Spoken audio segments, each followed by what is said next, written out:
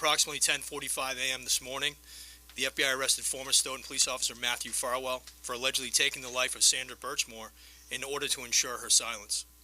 The FBI SWAT team took him into custody at a shopping plaza in Revere without incident. Simply put, this case is about seeking justice for Sandra, who we believe was killed by Matthew Farwell after he allegedly groomed and sexually abused her when she was just 15 years old, violating her body and her civil rights. It's also about keeping Mr. Farwell from getting away with murder and from harming anyone else. Matthew Farwell's gun and badge did not grant him authority to violate the Constitution, and it certainly didn't entitle him to sexually exploit, abuse, and rape a child before killing her and her unborn baby in an attempt to cover up his alleged crimes.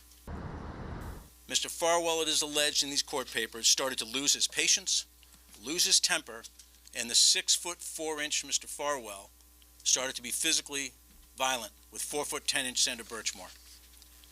And Sandra Birchmore told her friends that Mr. Farwell had pushed her and shoved her and put her in a chokehold. She was scared.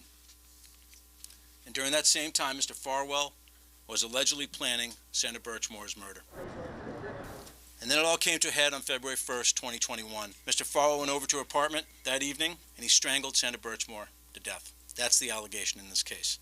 And he used his knowledge and experience as a law enforcement officer to stage her death to look like a suicide. It's unusual in my experience. I don't have a full handle on how often this has been done nationwide, but it's an unusual situation. And that's partly why it's so incredibly disturbing.